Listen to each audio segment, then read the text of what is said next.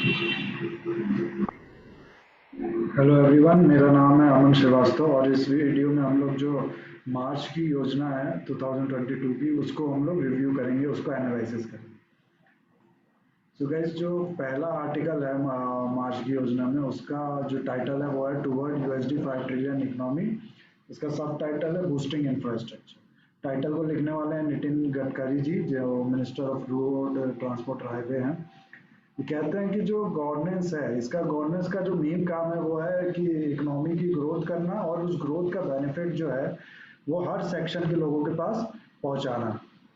इससे क्या होता है, जब इकोनॉमी ग्रो करती है तो उससे गवर्नमेंट के पास ज़्यादा पैसा आता है, और जो ज़्यादा पैसा जब आता है तो गवर्नमेंट और उतना ही ज़्यादा स्कीम्स निकालती है और उतना ही ज़्यादा डेवलपमेंट के लिए सोशल स्कीम बनाती है। तो ग्रोथ और डेवलपमेंट का एक वर्चुअल साइकिल क्रिएट हो जाता है। और जो हम लोग का जो 5 ट्रिलियन इकोनॉमी का जो एम्बिशियस गोल है गाइस, ये इसका जो पिलर है, मेन पिलर है, वो दो ही चीज़ है। एक तो इंफ्रास्ट्रक्चर है और दूसरा आत्मनिर्भर भारत। और आज़ादी का अमृत महोत्सव अभी हम सब जानते हैं, जो प्रधानमंत्री जी ने अनाउंस किया था, ये एक तरह से एक न्यू जर्नी है हम लोग की। इसके बाद की जो इंडिया है वो एक तरह से न्यू जर्नी होगी। तो ये इनका कहना है गाइस, नितिन गडकरी जी का, जो कि 2014 से ही जो इंफ्रास्ट्रक्चर है ये हमेशा कोर रहा है गवर्नमेंट के वर्क का। और ना सिर्फ डिजिटल इंफ्रास्ट्रक्चर बल्कि फिजिकल इंफ्रास्ट्रक्चर पे ना कि पे भी इनने बराबरी ही काम किया है। डिजिटल इंफ्रास्ट्रक्चर के लिए ये लोग कहते हैं, जैसे यूपीआई बहुत बड़ा कहते हैं प्रोग्राम था, प्लान था, प्लस भारत नेट, जिससे ढाई लाख ग्राम पंचायत को इंटरनेट की सुविधा, ब्रॉडबैंड की सुविधा मिल रही थी। वो भी एक बहुत बड़ा प्रोग्राम था। फिर Ayushman Bharat, digital health mission हो गया, आधार इनिशिएटिव हो गया। ऐसे ही बहुत से इनिशिएटिव लिए गए जो फाइनल और सोशल इंक्लूजन के लिए और डिजिटल इंफ्रास्ट्रक्चर के लाइन में एक चेंज क्रिएट कर सके। एज ऑल्सो गाइज, जो फिजिकल इंफ्रास्ट्रक्चर होता है वो भी इतना ही इम्पोर्टेंट होता है जितना डिजिटल इंफ्रास्ट्रक्चर होता है। फिजिकल इंफ्रास्ट्रक्चर का जो होता है, इसका मल्टीप्लायर इफेक्ट होता है इकोनॉमी में। फिजिकल इंफ्रास्ट्रक्चर से लॉजिस्टिक कॉस्ट कम होती है, बहुत ईजी है समझना। और फिर जॉब्स क्रिएट होती है, कंपटीशन बढ़ता है, जो लोकल मैन्युफैक्चर और इंटरनेशनल मैन्युफैक्चर, इनके बीच में कंपटीशन अच्छा होता है। तो हमारे भी प्लेयर्स जो होते हैं, प्राइवेट प्लेयर्स, वो भी, इनको भी ग्रो करने का मौका मिलता है। और फिर ईज ऑफ लिविंग बढ़ता है, सॉरी, सिटीजन्स में। बट गाइस, हमें पता है इंफ्रास्ट्रक्चर का ये फायदा होता है, बट ये समझना इंपॉर्टेंट है कि इंफ्रास्ट्रक्चर कोई छोटी मोटी चीज़ नहीं है, ऐसी चीज़ नहीं है कि जो एक दिन में बन के तैयार हो जाएगी या फिर एक साल में बन के तैयार हो जाएगी। इसके लिए बहुत ज़्यादा टाइम लगता है, बहुत ज़्यादा इन्वेस्टमेंट लगता है, बहुत ज़्यादा एफर्ट लगता है। तो जो इसके लिए guys national infrastructure pipeline create किया गया है। इसका जो आउटले है 111 लाख किलोमीटर है, सॉरी 11 लाख करोड़ है। और इससे ये क्या है, ये बेसिकली एक प्लान है कि अगले 5 साल में जो हम लोग के जो वो होगा, इंफ्रास्ट्रक्चर का क्रिएट होगा, उसका एक ब्लूप्रिंट है कि क्या क्या काम होना है और क्या कैसे प्लानिंग करनी है आगे की। गाइस, जो इंफ्रास्ट्रक्चर है, जो प्रोजेक्ट्स होते हैं, इसमें दो बहुत बड़े नेगेटिव इम्पैक्ट डालने वाली चीज़ होती है। जो नेगेटिव फैक्टर होता है, एक तो पीसफुल अप्रोच होता है कि थोड़ा काम हो गया फिर रुक गया, फिर थोड़ा काम बाद में हो रहा है ये। और दूसरा जो डिलेड इन इम्प्लीमेंटेशन। तो इससे क्या होता है गाइस, जो प्रोजेक्ट 3 महीने में बनना था, वो उसको बनने में साल भर लग जाता है, साल भर वाले प्रोजेक्ट को 10 साल लग जाता है। तो ये दोनों चीज गाइज मस्ट बी अवॉइडेड होना चाहिए, ताकि गाइज ये दोनों चीज अवॉइड होना बहुत ही ज्यादा जरूरी है, ताकि हम लोग पूरा बेनिफिट उठा सके इसका, जो इंफ्रास्ट्रक्चर का जो मल्टीप्लायर इफेक्ट होता है उसका। इसके लिए गाइज गवर्नमेंट ने लॉन्च किया गति शक्ति प्रोग्राम। और इससे इसमें कि ये क्या है गाइज, ये कुछ भी नहीं है। जो 16 अलग अलग मिनिस्ट्रीज है और भी जो इंडस्ट्रीज को उनकी मिनिस्ट्री हो गई, और भी अलग अलग जो प्लेयर्स हैं इसमें, इंस्टीट्यूट भी है जैसे विशेष जी, ये सब मिलके एक इंटीग्रेट मैनर में डेवलपमेंट प्लान क्रिएट करेंगे। ऐसा नहीं कि पहले कहते हैं अलग अलग मिनिस्ट्री अलग अलग काम करिए, एक पूरा इंटीग्रेटेड तरीके से प्लान क्रिएट होगा हम लोग का इंफ्रास्ट्रक्चर डेवलपमेंट का। अक्सर क्या होता है गाइस, जैसे आपने देखा होगा कि रोड बन गई, फिर होता है कि वो रोड को खोदते हैं क्योंकि होता है कि पहले वहाँ पर पाइप डालनी है नीचे, फिर पाइप डलती है, फिर कोई और काम डलता है तो फिर रोड खोद दी जाती है। तो ऐसे नहीं, पहले जो काम होना है वो पहले होगा और फिर उसके ऊपर एक प्रॉपर वे में काम होगा। और जिस जो तभी पॉसिबल है जब सारी मिनिस्ट्री मिलके एक इंटीग्रेटेड प्लान डेवलप करे। और जो इससे जो डाटा होगा गाइस, इससे जो गति शक्ति से वो एक कॉम्प्रेसिव डाटाबेस में इकट्ठा किया जाएगा ताकि सारी मिनिस्ट्री उसका फायदा उठा सके और अपना अकॉर्डिंगली अपना प्लान कर सके। ओके, जो इंफ्रास्ट्रक्चर है, जो हम लोगों ने देखा कि बहुत ज़्यादा प्लानिंग और फैसिलिटेशन लगता है। इस यहाँ पर हम लोग को हेल्प मिलेगी गाइस, जो भारतमाला प्रोजेक्ट है हाईवे डेवलपमेंट का, इससे हम लोग को जो नॉलेज मिली है, जो इंटीग्रेटेड मैनर में काम करने का जो एक्सपीरियंस मिला है, उससे हमें बहुत ज़्यादा हेल्प मिलेगी। इससे हम लोग डिटेल प्रोजेक्ट रिपोर्ट बनाने में जो हम लोग का इंफ्रास्ट्रक्चर प्लान होगा उसकी बहुत ज़्यादा हेल्प मिलेगी। और इससे जो नॉलेज भी मिली है गाइस, जैसे लैंड सर्वे की नॉलेज होगी, फाइनलाइजिंग अलाइनमेंट, ये सब जो नॉलेज होगी ये भी हम लोग को बहुत ज़्यादा हेल्प करेगी आगे के डेवलपमेंट में। और भारतमाला प्रोजेक्ट गाइज है क्या? भारतमाला प्रोजेक्ट एक अम्ब्रेला प्रोजेक्ट है, हम लोग को पता है। ये 34,800 किलोमीटर का एनएच बनाएंगे, इसके अंदर बनाएगी गवर्नमेंट। और इसमें तीन मेजर एजेंसी इन्वॉल्व है, जैसे एनएचएआई हो गई जिसके पास 90% ऑफ काम है, और मिनिस्ट्री ऑफ रोड ट्रांसपोर्ट और हाईवे की पीडब्ल्यूडी डिपार्टमेंट हो गया, फिर नेशनल हाईवे इंस्टीट्यूट और national highway institute development corporation limited, इसके पास भी 4% काम है। ये मिलके शायद गाइस ये corridor based national highway development करेंगे। ये हाईवे गाइस 550 डिस्ट्रिक्ट को कवर करेगा, जिसमें 19,470 किलोमीटर का जो काम है वो ऑलरेडी अवार्ड किया जा चुका है, उसका कॉन्ट्रैक्ट ऑलरेडी दिया जा चुका है। और इसका जो जितना कॉन्ट्रैक्ट दिया जा चुका है उसका वैल्यू है 5.7 लाख करोड़।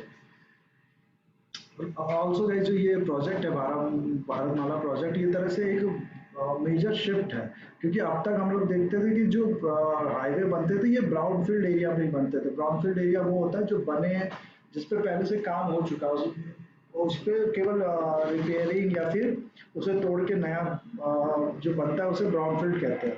और ग्रीन फील्ड प्रोजेक्ट्स होते हैं गाइस, जो नई जमीन को उसके अंदर उस पर काम किया जाता है। नई जमीन को हाईवे के अंदर लाएंगे तो उसे ग्रीन फील्ड हाईवे कहेंगे।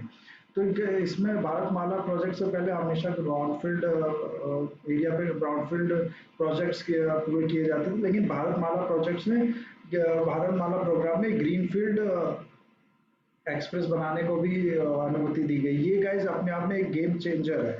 इसके अंडर गाइज जो अब तक 5 एक्सप्रेसवे और 17 एक्सेस कंट्रोल कॉरिडोर ऑलरेडी बन चुके हैं। आप ये देख लीजिएगा एक्सप्रेसवे कौन कौन से है। दिल्ली मुंबई हो गया, अहमदाबाद धोलेरा, बेंगलुरु चेन्नई, दिल्ली अमृतसर, कटरा और कानपुर लखनऊ, इतने किलोमीटर। और ये उसका बजट जितना यूज हुआ पैसा वो लिखा है। अब ये डाटा देख लीजिएगा। इतना काम गाइज ऑलरेडी हो चुका है ग्रीनफील्ड एरिया में। ऑल्सो जो टोटल 8,000 किलोमीटर का जो ग्रीनफील्ड अवार्ड किया जाने वाला था, ग्रीनफील्ड वर्क, उसमें से 5,000 ऑलरेडी अवार्डेड किया जा चुका है। और 1,000 तो किलोमीटर गाइज ऐसे भी है जो कंप्लीट हो चुके हैं, और कुछ महीने में उनकी ओपनिंग भी शुरू होगी पब्लिक यूज के लिए। तो इसलिए गाइज ये इनका कहना है कि जो इकोनॉमिक बेनिफिट है वो स्प्रेड करना लोगों में इसी गवर्नमेंट का की स्टोन है। और इसमें भी भारतमाला प्रोजेक्ट से बहुत बड़ी हेल्प मिलती है गाइज। जो ये हाईवेज हैं, ये बहुत से ऐसे हाईवेज हैं जो अंडर सर्व्ड और अंडर डेवलप्ड एरिया से गुजरते हैं। जब ये हाईवे वहाँ बनेंगे गाइज, तो ये क्या करेंगे, प्राइवेट इन्वेस्टमेंट को अट्रैक्ट करेंगे उस एरिया में, और उससे उन लोगों का भी डेवलपमेंट और ग्रोथ हो पाएगा। तो गाइज इतना काम हो चुका है फेज 1 में, अब फेज 2 की बारी है।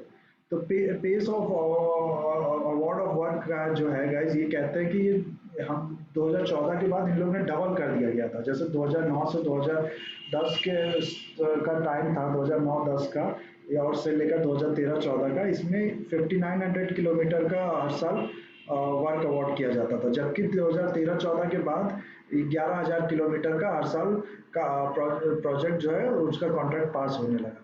और सिर्फ अवार्ड में ही नहीं गाइस, जो एनुअल कंस्ट्रक्शन है इसमें भी ये कहते हैं कि 1.8 टाइम्स की का इंक्रीमेंट हुआ है। आप ये डाटा देख लीजिएगा, 13 9 10 से 13 14 के बीच में 2900 किलोमीटर, फिर 14 15 के बाद 9,000 किलोमीटर।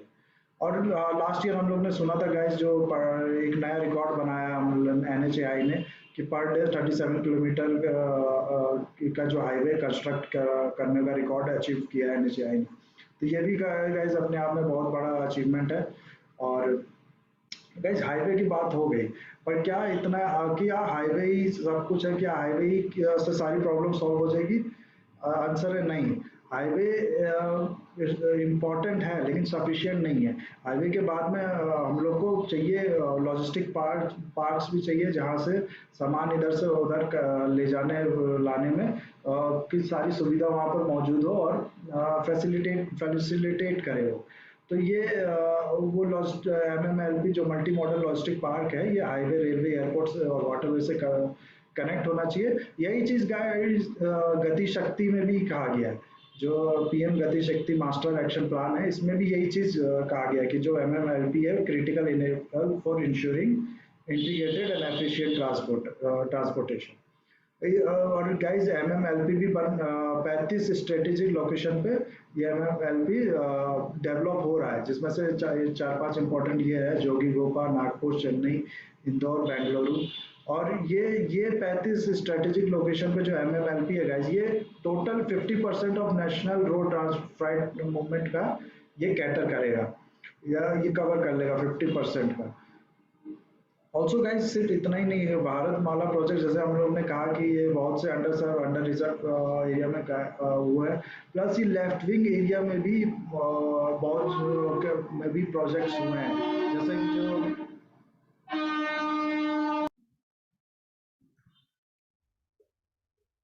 लेफ्ट विंग एरिया में भी और नॉर्थ ईस्ट एरिया में भी काफ़ी काम हुआ है। जैसे ये रायपुर और विशाखापट्टनम के बीच का जो हाईवे है, ग्रीनफील्ड कॉरिडोर है, ये सब स्टेट जो है, छत्तीसगढ़, उड़ीसा और आंध्र प्रदेश, इसके जो बैकवर्ड डिस्ट्रिक्ट है, जो लेफ्ट विंग अफेक्टेड डिस्ट्रिक्ट है, उससे पास होता है।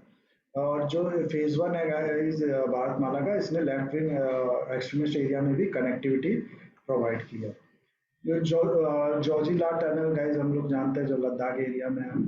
ये बालताल, सोनारमर्ग में जो बालताल है उसको कनेक्ट कर देगा मीनामर्ग में, जो कि लद्दाख में है। और ये इससे क्या होगा गाइस, 40 किलोमीटर का जो वो है डिस्टेंस, वो 13 किलोमीटर तक रिड्यूस होकर रह जाएगा। और 3 घंटे का जो डिस्टेंस हम लोग 15 के मिनट में ही।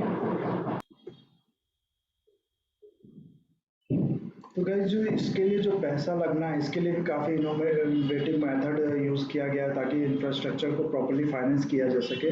नेशनल मोनेटाइजेशन पाइपलाइन क्रिएट किया गया है। नेशनल मोनेटाइजेशन पाइपलाइन क्या है? जो गवर्नमेंट के जो एसेट्स हैं, इसको मोनेटाइज करने का एक तरीका। ये गवर्नमेंट क्या कहती है, प्राइवेट सेक्टर को दे देती है अपने एसेट्स, और कि तुम इसे चलाओ, और जो प्रॉफिट होगा उसमें से थोड़ा तुम रखो, थोड़ा हमको रखो, हमको दे दो। ये शेयर कर लेते हैं according to term and conditions. तो गाइस इसने जो है नेशनल मोनेटाइजेशन पाइपलाइन है, इसने अपना ट्रस्ट बना लिया है। और इस ट्रस्ट ने गाइस काफ़ी पैसा, दो दो इंटरनेशनल पेंशन फंड जो है, इनका इन्वेस्टमेंट अट्रैक्ट भी किया है। पहला ये Canadian pension plan investment board, और दूसरा है Ontario teacher pension plan board. तो टोटल 8,000 करोड़ ये जनरेट इन्वेस्टमेंट जो है जनरेट कर चुका है 5 राउंड्स में। और जिसमें से 50% जो है वो फ्रॉम इंटरनेशनल इन्वेस्टर्स है। तो जो ये इंफ्रास्ट्रक्चर हो गया, इन्वेस्टमेंट हो गया गाइस, बहुत बड़ा एक जो टॉपिक है वो छूट जाता है अक्सर, वो इन्वायरमेंट है। जो क्या डेवलपमेंट के नाम पे इन्वायरमेंट को सेक्रीफाइस कर दिया जाए, या इन्वायरमेंट को क्यों कॉम्प्रोमाइज़ कर दिया जाए। तो गाइस इसमें ऐसा नहीं, इनने कहा कि जो NHI है, इसने इन्वायरमेंट का भी बहुत पूरा ख्याल रखा है। और मिनिस्ट्री ऑफ रोड ट्रांसपोर्ट और जो हाईवे है इसको जो नीड है डेवलपिंग ग्रीन कॉरिडोर और प्रमोटिंग ग्रीन हाईवे इसको अच्छे से समझती है। इसलिए टाइम टू टाइम एनएचएआई ने प्लांटेशन ड्राइव अपनाया है। 2016-17 से लेकर 2020-21 के बीच में टोटल 2 करोड़ प्लांट लगाए जा चुके हैं। और टिल नवंबर 2021 तक गाइस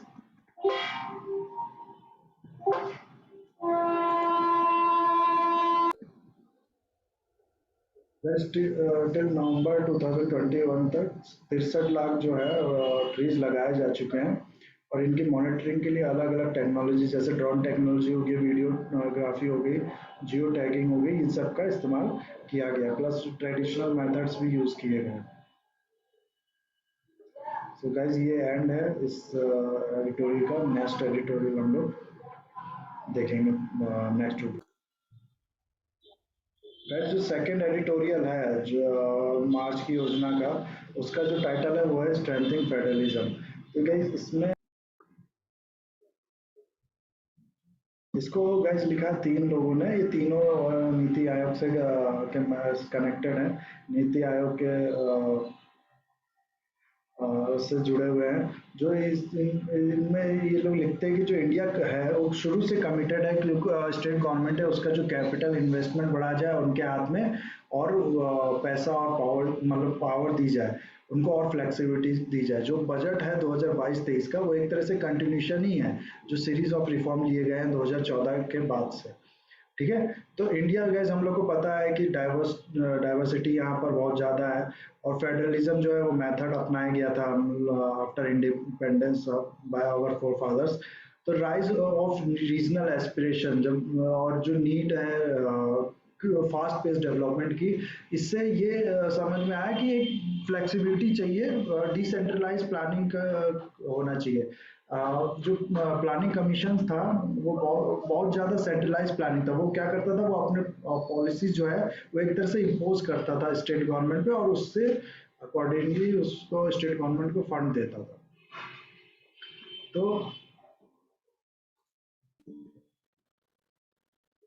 जो प्लानिंग कमीशन था गाइज वो स्टेट गवर्नमेंट को पे इम्पोज करता था अपनी पॉलिसीज, और उसके अकॉर्डिंगली उसको फंड देता था। तो ये स्टेट गवर्नमेंट के पास बहुत कम से रहता था जो पॉलिसीज थी उसमें। और नीति आयोग जबकि इसका अपोजिट है गाइज, इसका कहा ये एक थिंक टैंक की तरह है जिसमें स्टेट के जो इम्पोर्टेंट लोग हैं उन सॉरी स्टेट के जो सीएम्स हैं और यूटी के जो लेफ्टिनेंट गवर्नर हैं उनको भी इनवाइट किया जाता है कि वो भी अपना एडवाइस दें और आप सबको मिला के इंटीग्रेटेड प्लान क्रिएट किया जाए। जो फेडरलिज्म है गाइस वो उसका 2 मेजर कंपोनेंट है, एक तो कोऑपरेशन और दूसरा कोऑर्डिनेशन। नीति आयोग जब से बना है इसने दोनों को बहुत अच्छे से बैलेंस किया गया है। इसमें कोऑपरेशन नीति आयोग ने कोऑपरेशन के लिए गाइस सॉरी कोऑपरेटिव फेडरलिज्म के लिए इसने काफ़ी एफर्ट किया गया है। सबसे पहली बात तो हम लोग जानते हैं कि जो इसका गवर्निंग काउंसिल है उसमें सिर्फ सेंटर के मेंबर नहीं, स्टेट गवर्नमेंट्स से भी मेंबर होते हैं। जैसे अभी मैंने बताया जैसे सीएम ऑफ स्टेट्स और फिर लेफ्टिनेंट गवर्नर ऑफ यूटीज, ये भी मेंबर होते हैं इस governing council of NITI Aayog के। फिर एनुअली मिलते हैं, तो काफ़ी इनको से मिलता है अपने जो इस देश के जो डेवलपमेंट का जो प्लान है इसमें स्टेट्स का भी काफ़ी रोल बढ़ता है और इनको भी से मिलता है। तो ये एक कोऑपरेशन की तरफ बहुत अच्छा एफर्ट है नीति आयोग का, कोऑपरेटिव फेडरलिज्म की तरफ। जो 6th मीटिंग है गाइस जो 25 2021 को हुई थी, इसका में बहुत वर्कशॉप एक बहुत एक्सटेंसिव वर्कशॉप क्रिएट किया गया था जिसमें डिसाइड किया जा सके कि क्या एजेंडा होगा डेलिब्रेशन का, किस चीज़ पे हम लोग आखिर में बात करेंगे। जो मेजर इंसेंटिव सॉरी गलत हो गया यहाँ पर, मेजर इनिशिएटिव है इंसेप्शन जो नीति आयोग का सबसे मेजर वो है इंडिया @75। ये पॉलिसी डॉक्यूमेंट इसने रिलीज किया था नीति आयोग ने। इसमें जो है गाइस सिर्फ ये सेंट्रल गवर्नमेंट से नहीं, स्टेट गवर्नमेंट से डिस्ट्रिक्ट के भी, यहाँ तक कि डिस्ट्रिक्ट के भी काफ़ी स्टेक होल्डर थे, उनका एडवाइस लिया गया, उनसे कंसल्ट किया गया। Total 800 stakeholder from 3 levels of the government.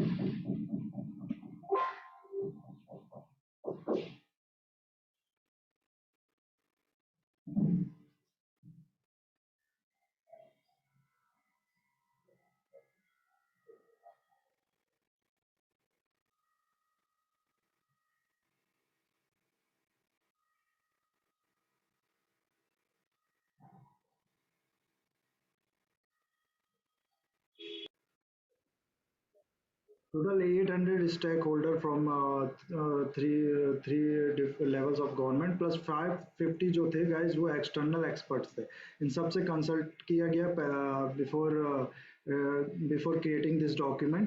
और guys जो focus है नीति आयोग का, ये ऐसा environment create करने का, policy environment create करना चाह रही है जिससे जो private sector है वो भी अपना fullest जो है पार्टिसिपेट कर सके, जो ताकि इंडिया का जो डेवलपमेंट गोल है वो अचीव किया जा सके, और जो 5 ट्रिलियन इकोनॉमी का जो प्लान है हम लोग का, वो अचीव करने में हेल्प मिले।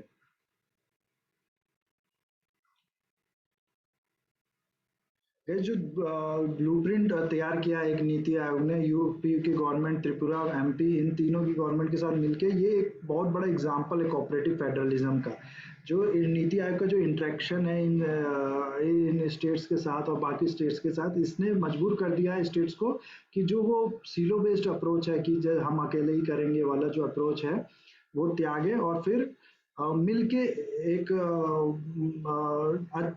जॉइंटली कोऑपरेटिव होके काम करे। क्योंकि गाइस जो एसडीजी है, जो हम लोग का एसडीजी गोल्स है, उसमें जो 17 गोल्स और 169 टारगेट ऐसे हैं जिसके लिए बहुत ज़्यादा कोऑपरेशन और कोऑर्डिनेशन चाहिए ही चाहिए। वो सीलो बेस्ड अप्रोच से वो लगभग इम्पॉसिबल है वो अचीव करना। इसलिए नीति आयोग ने प्रमोट सॉरी इनकरेज किया है स्टेट को कि वो सिलो बेस्ड अप्रोच जो है वो छोड़ के आप कॉपरेशन की ओर बढ़े। इससे काफ़ी इंस्पायर होकर काफ़ी स्टेट ने भी अपना अपना इनोवेटिव मेथड निकाला है ताकि वो ऐसे इंस्टीट्यूशन बना सके ताकि कॉपरेशन हो सके अलग अलग स्टेट में और अलग अलग एरियाज में।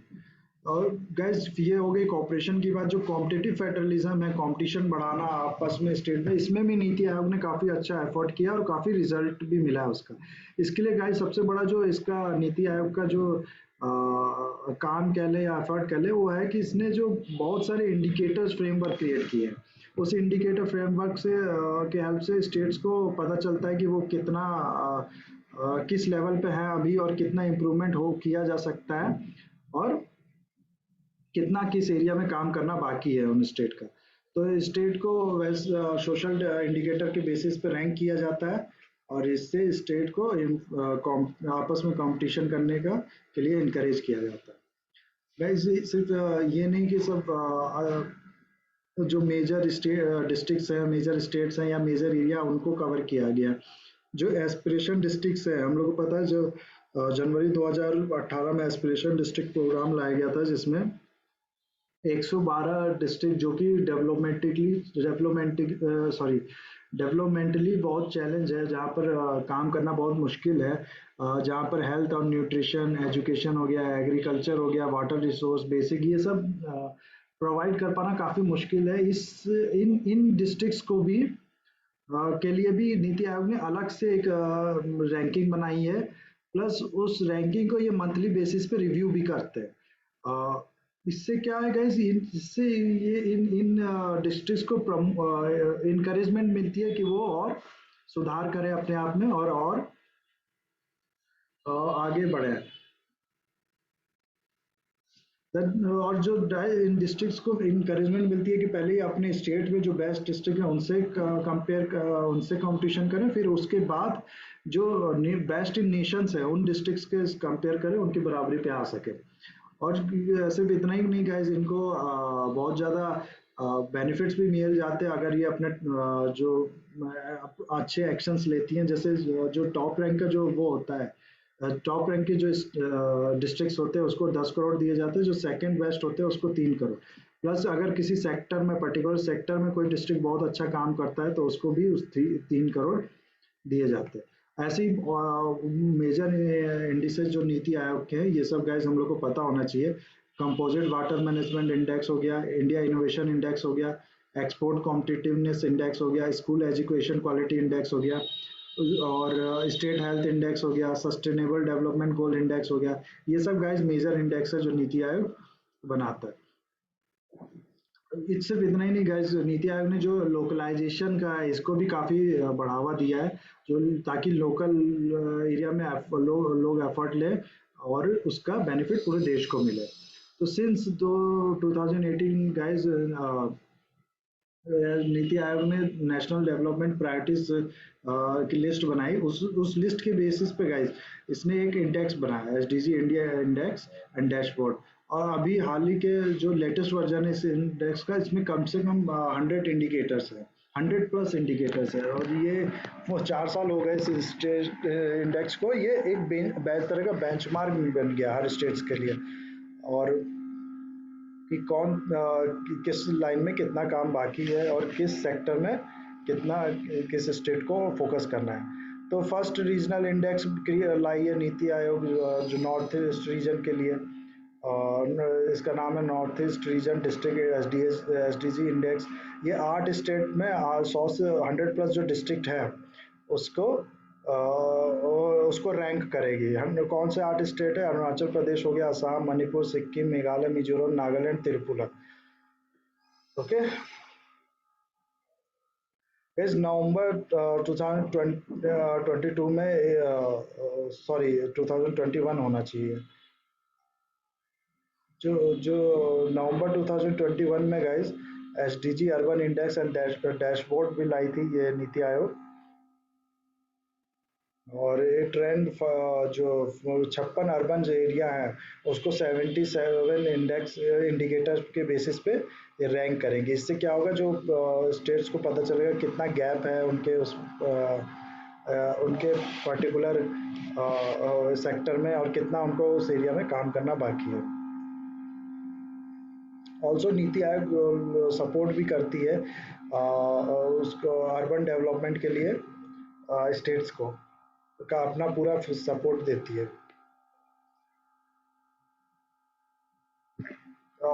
NITI Aayog created a strong partnership with states to achieve SDG oriented development agenda. Okay जो फिजिकल फेडरलिज्म है गाइस, ये भी काफ़ी स्ट्रेंथन हुआ है नीति आयोग के बाद। सिंस 2014 से काफ़ी स्ट्रेंथ मिली है इसको फिजिकल फेडरलिज्म में।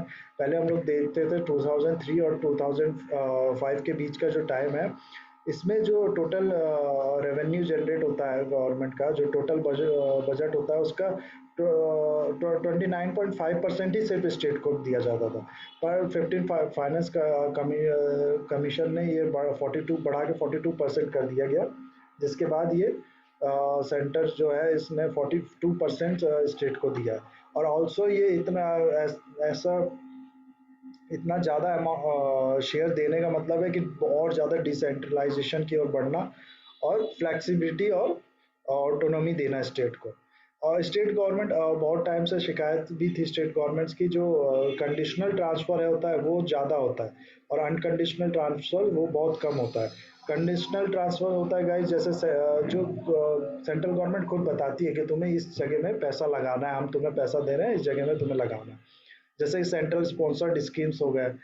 तो गाइस इसमें भी काफ़ी सुधार हुआ है। जो अनकंडीशनल ट्रांसफ़र है 2011-12 में 64.8% था, जो 2019-20 में बढ़ के 74.2% हो गया। ऐसे जो कंडीशनल ट्रांसफ़र था वो डिक्रीज हुआ है 35.2 से लेकर 25.7% तक सेम टाइम में। तो गाइस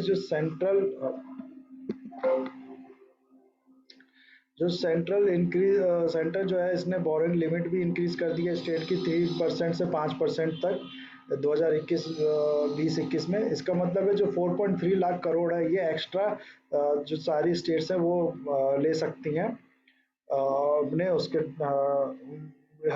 कैपिटल एक्सपेंडिचर के लिए। जैसे कि 2022-23 के बजट में लिखा गया है कि जो जीएसटी है ये लैंडमार्क रिफॉर्म है, और ये भी गाइस बहुत प्रमोट करती है कोऑपरेटिव फेडरलिज्म के। हम लोग को पता है जो जीएसटी काउंसिल है इसमें स्टेट को भी पार्टी बनाया गया है, और इस उनको भी उनका भी जो से है वो भी इन्वॉल्व है इसमें। और जनवरी 2022 में गाइस कोरोना होने के बावजूद भी 1,40,986 करोड़ का जो वो है करोड़ का जो कलेक्शन है वो हुआ है जीएसटी के तहत। और जो टोटल बताया जा रहा है 2021-22 का एज पर रिवाइज एस्टिमेट कि 30% ज़्यादा होगा लास्ट ईयर से, तो ये भी काफ़ी अच्छी न्यूज़ है गाइस। और सिर्फ इतना ही नहीं, इसने जीएसटी से क्या क्या हुआ है कि जो इकोनॉमी है वो फॉर्मलाइजेशन की ओर बढ़ी है। प्लस जो ट्रांजैक्शन होते थे जो रिकॉर्ड नहीं किए जाते थे उनमें कमी आई है। Seamless flow of information, augment both direct and indirect plus fraud का में कमी आई है। जो फाइनेंस मिनिस्टर की जो स्पीच थी गाइस कि स्टेट को जो उसमें कहा गया कि जो फाइनेंशियल असिस्टेंट जो स्टेट को जो स्कीम दी गई है, scheme for financial assistant to states, ये काफ़ी अप्रिशिएट किया है स्टेट ने। और फिर